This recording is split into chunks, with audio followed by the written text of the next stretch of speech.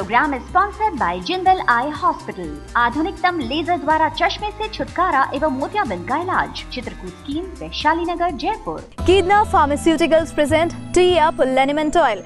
घुटनों के दर्द, जोड़ों के दर्द एवं सभी प्रकार के दर्दों में तुरंत आराम। फॉर मोर डिटेल्स कॉन्टैक्ट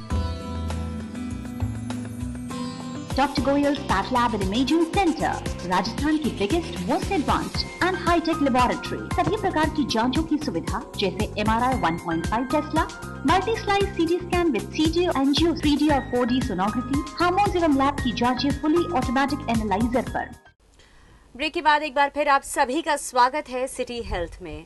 दोस्तों, आज हमारे साथ हैं डॉक्टर OP गुप्ता और हमें बता रहे हैं सर्वाइकल और बैक पेन के बारे में।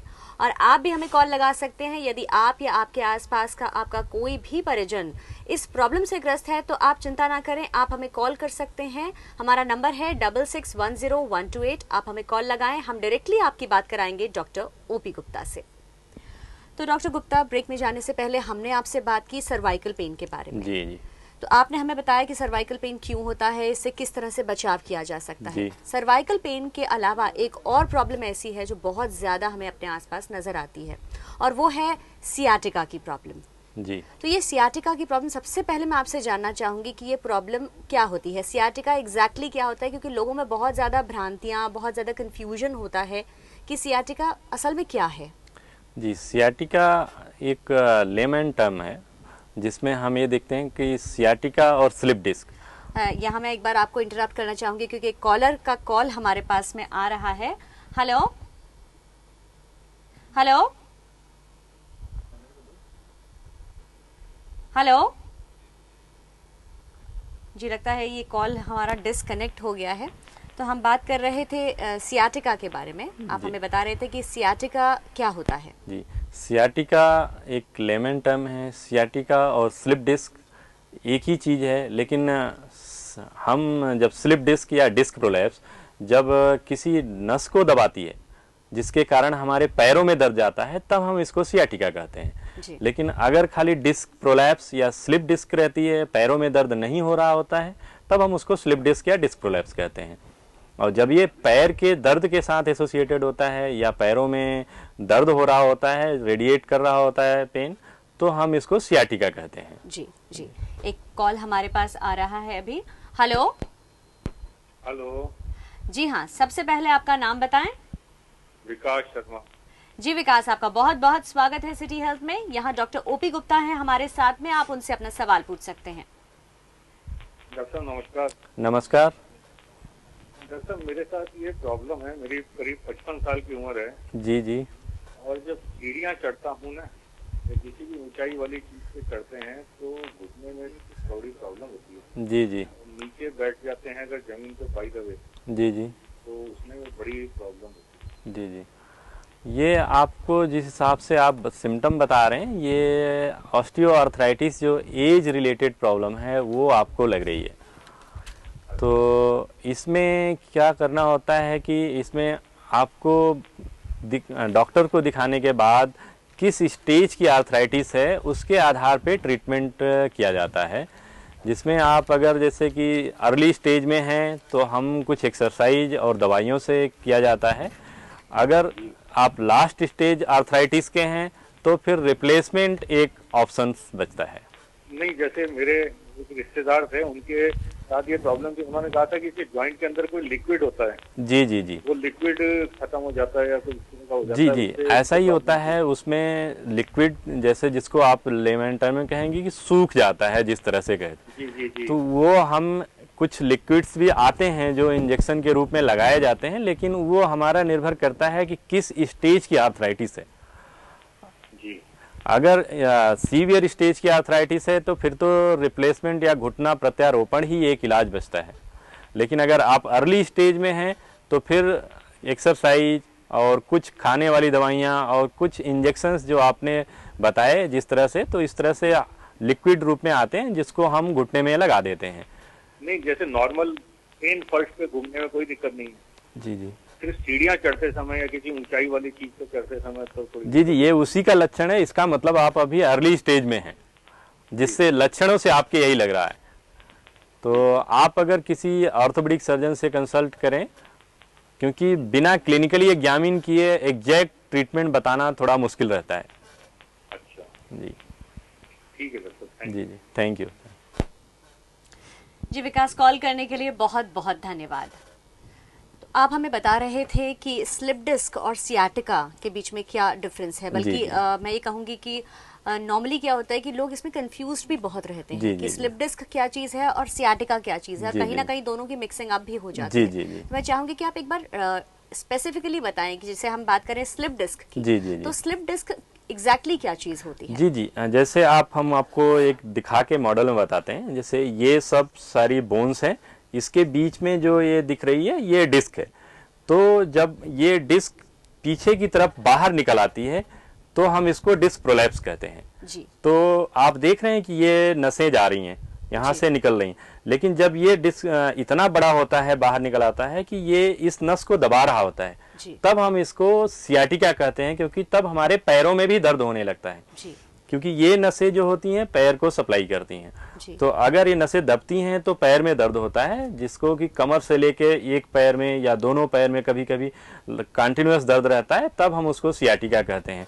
लेकिन अगर ये खाली डिस्क प्रोलैप्स रहता है तो हमें बैक पेन होता है, जिसको हम स्लिप डिस्क या डिस्क प्रोलैप्स कहते जी। हैं। तो एक तरह से हम ये कहें कि स्लिप डिस्क या डिस्क प्रोलैप्स का सीवियर सिम्टम है सियाटिका सियाटिका, यानी वो डिस्क इतनी बाहर निकल आई है कि वो किसी नस को दबा रही है, का मार्ग अवरुद्ध कर रही है, तो उस वजह से वो जो दर्द है वो पूरे पैरों में भी जा रहा फील होता है। जी। तो क्या ये जरूरी है कि सियाटिका से पहले स्लिप डिस्क हो? क्या स्लिप डिस्क के बिना सियाटिका भी किसी कारण से नहीं, हो सकता ऐसा है? नहीं हो सकता है जी ये ओल्ड एज में हो सकता है, जब हमारे अंदर की डीजनरेटिव चेंजेज होते हैं तो उसके कारण कुछ हड्डियां बढ़ जाती हैं उनके आसपास, जिनको हम कहते हैं, तो वो भी प्रेस कर सकती हैं। जी। लेकिन अगर यंग एज में होता है तो मोस्ट कॉमन कॉज यही होता है कि वहां पे आपको डिस्क प्रोलैप्स हो रखा है।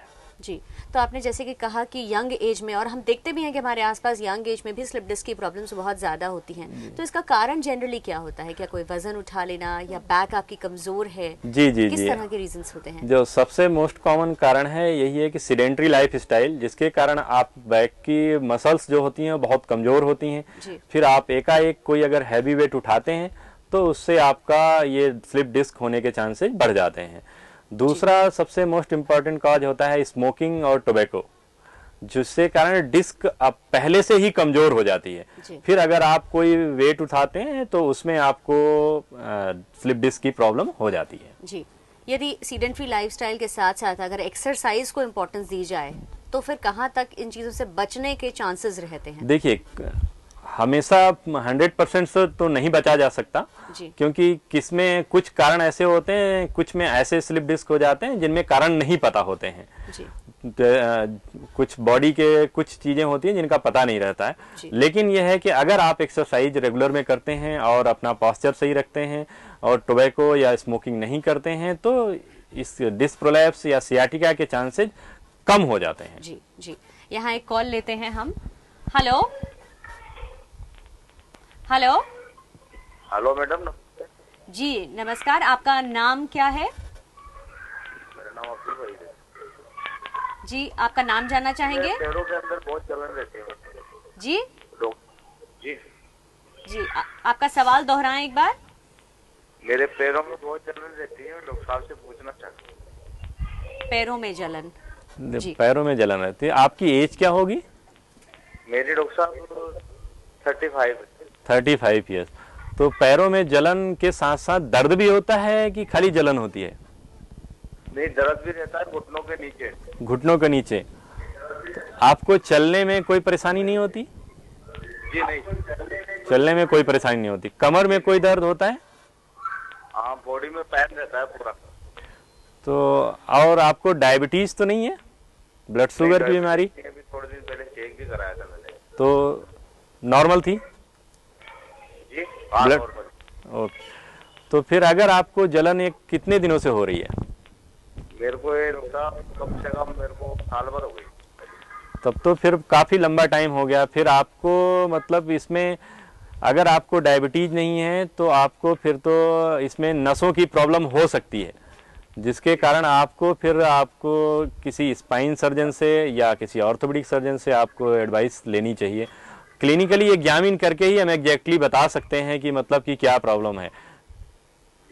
जी तो डॉक्टर इसकी जांच करवानी पड़ेगी? जांच तो पहले आपको डॉक्टर को दिखाना चाहिए। अगर वो कहता है कि मतलब सिम्टम उस तरह के लगते हैं तभी जांच करानी पड़ती है, जिसमें एक्सरे और एमआरआई होते हैं। लेकिन वो तब कराने पड़ते हैं जब आपको क्योंकि ज़्यादातर केसेस जो होते हैं क्लिनिकली एग्जामिन करके बताया जा सकता है कि क्या प्रॉब्लम है। ठीक है जी, कॉल करने के लिए बहुत बहुत धन्यवाद।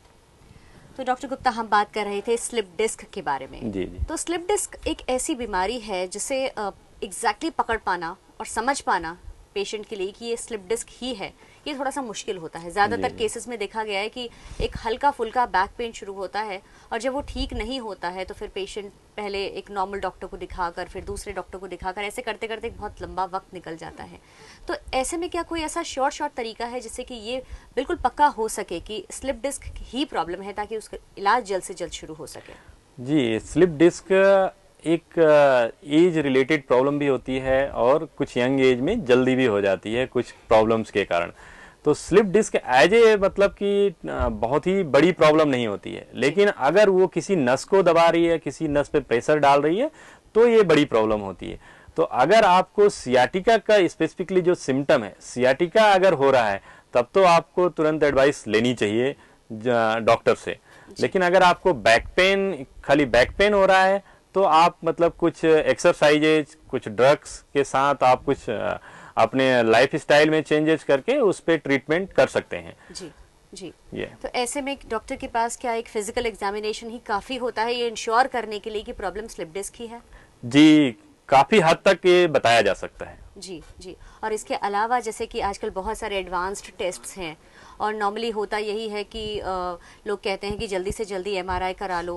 मतलब क्या मैं जो जानना चाहती हूँ वो ये है कि क्या स्लिप डिस्क को जानने के लिए एमआरआई कराना ही ज़रूरी है, या बाहर से फिजिकल एग्जामिनेशन से भी इंश्योर किया जा सकता है कि स्लिप डिस्क की प्रॉब्लम है? देखिए, एमआरआई कराने की ज़रूरत तभी पड़ती है जब हमें कोई न्यूरोलॉजिकल सिम्टम्स होते हैं। जी, ठीक है।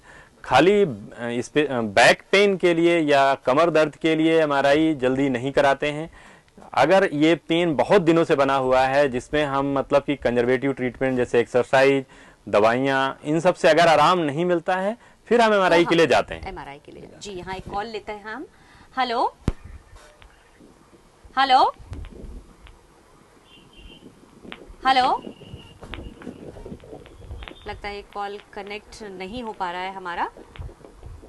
हेलो जी, लगता है ये कॉलर से हमारा संपर्क नहीं हो पा रहा है। तो हम बात कर रहे थे स्लिप डिस्क के बारे में कि किस तरह से एक नॉर्मल फिजिकल एग्जामिनेशन से भी स्लिप डिस्क को डिटेक्ट किया जा सकता है। तो स्लिप डिस्क के सिम्टम्स जो होते हैं वो काफी कुछ नॉर्मल से होते हैं, यानी बैक पेन जो होता है, लोअर बैक पेन वो शुरू होता है और फिर वो धीरे धीरे यदि उसे वक्त पे उसका ट्रीटमेंट ना किया जाए तो वो शायद सियाटिका में भी कन्वर्ट हो सकता है। जी। तो ऐसे में जो फिजियोथेरेपी की जाती है वो क्या स्पेशलाइज्ड कोई फिजियोथेरेपी होती है? क्योंकि जो भ्रांति समाज में सुनाई देती है, जो लोग कहते हैं कि अगर बैक पेन है तो रेस्ट करो, ज्यादा से ज्यादा रेस्ट करो, सीधे लेटो तो वो शायद जल्दी जगह पे आती है, ये कहाँ तक सही? नहीं, ये तो मिथ है। आपको बैक पेन या स्लिप डिस्क में रेस्ट, अगर एक्यूट पेन हो रहा है आपको, वो भी रेडिएटिंग पेन हो रहा है, तो हम रेस्ट आज के समय में। एक बार आपको इंटरप्ट करना चाहूंगी क्योंकि एक कॉल हमारे पास फिर आ रहा है। Hello hello. हाँ हेलो सर। जी हाँ, आप सबसे पैरों में सूजन रहती है मेरी। जी, आपकी आवाज हम सुन नहीं पा रहे हैं क्लियरली, आप बताएंगे आपकी क्या समस्या है? मेरे पैरों में सूजन रहती है। पैरों में सूजन? हाँ जी। क्या दोनों पैरों में रहती है? दोनों में। कहाँ पे रहती है सूजन? पैरों में घुटने के पास या मतलब कि टखने के पास?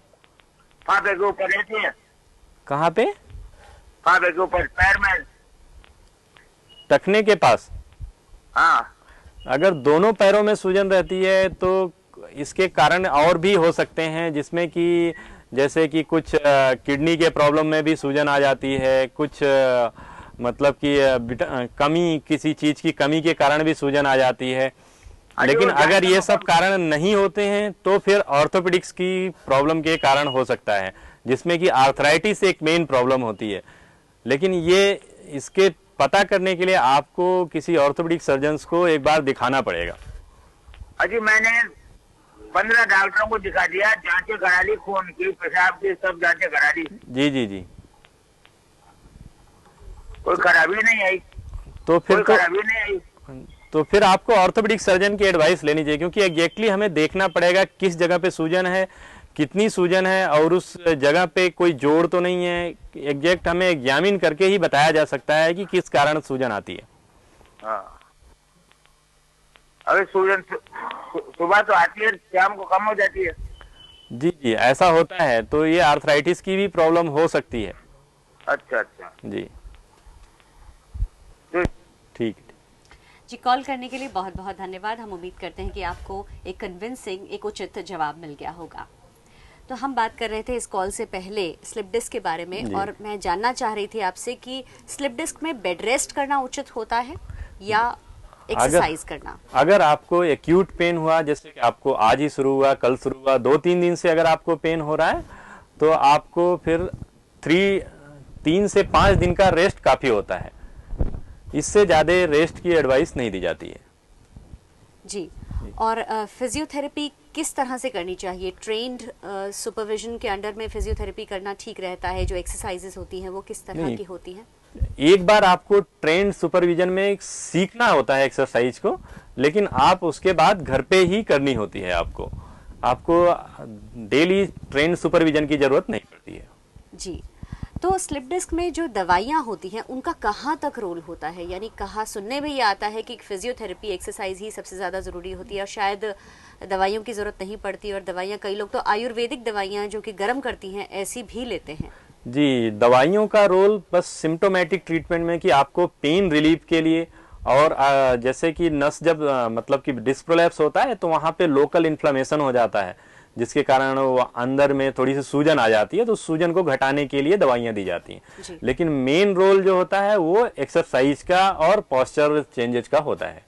यहाँ मैं एक चीज़ अपनी क्यूरियोसिटी के लिए आपसे पूछना चाहूँगी डॉक्टर गुप्ता, कि जो स्लिप डिस्क की प्रॉब्लम है वो काफ़ी हद तक, या सर्वाइकल की भी बात करें तो वो काफ़ी हद तक ओल्ड एज में ज़्यादा दिखाई देती है, सुनाई देती है। जी जी। तो बोन डीजेनरेशन तो अपनी जगह जो होना है वो होता ही है, लेकिन क्या यंग एज में कैल्शियम लेना कहीं इस चीज़ को से बचाव कर सकता है ओल्ड एज में?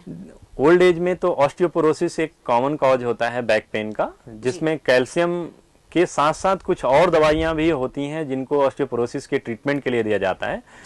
तो कैल्शियम एक ओल्ड एज में, अगर आप फीमेल्स में स्पेसिफिकली 45 ईयर्स के एज के बाद, और मेल्स में यूजुअली 55 ईयर्स एज के बाद, यूजुअली एक कैल्शियम रेगुलर में लेना चाहिए। अगर आपके डाइट्स में लगभग ½ लीटर से 1 लीटर आप मिल्क नहीं लेते हैं जी, क्योंकि सबसे ज्यादा अगर वेजिटेरियन डाइट में कहीं कैल्शियम मिलता है तो मिल्क में मिलता है जी।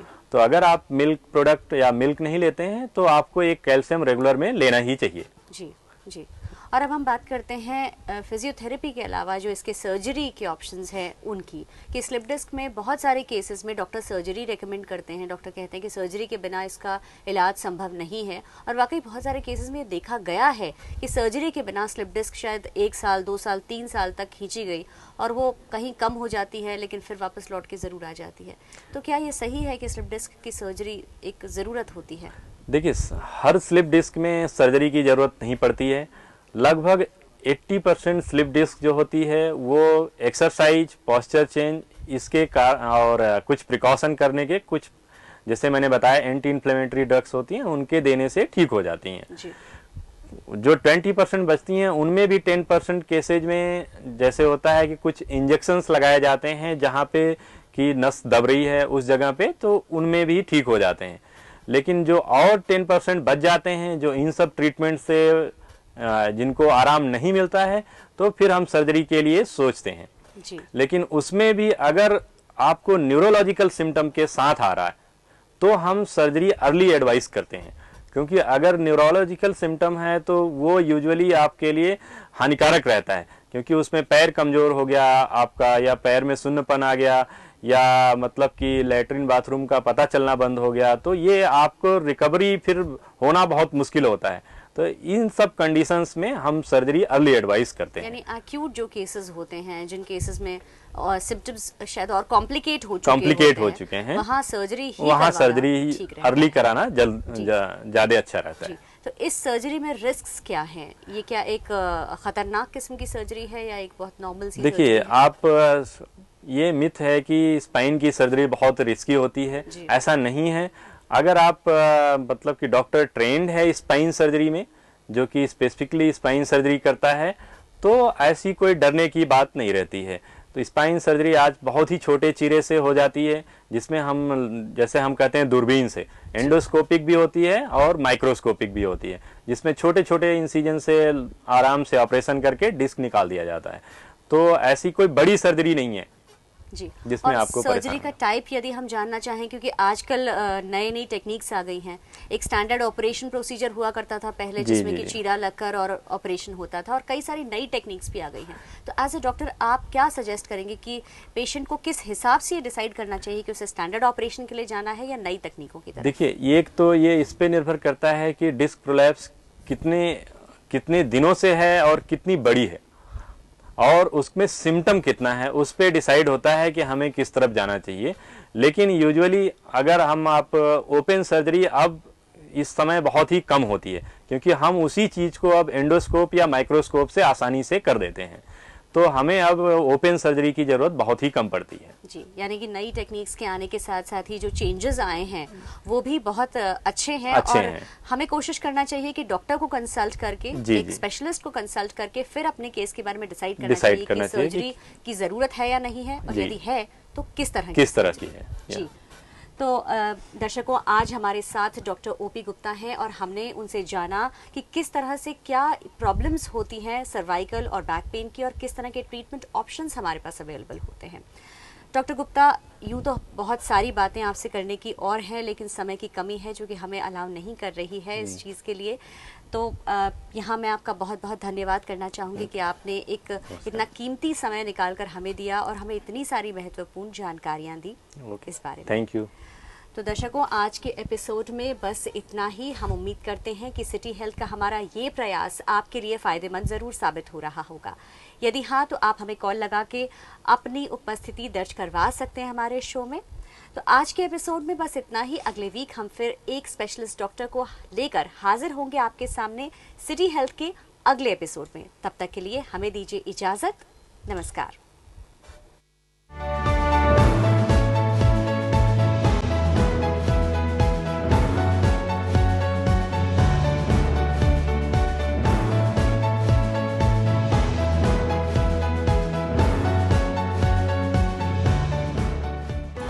This program is sponsored by Jindal Eye Hospital. आंखों की संपूर्ण जांच व इलाज का अत्याधुनिक phaco surgery centre, Chitrakoot scheme, Vaishali Nagar, Jaipur. कीदना pharmaceuticals present T up liniment oil. घुटनों के दर्द, जोड़ों के दर्द एवं सभी प्रकार के दर्दों में तुरंत आराम।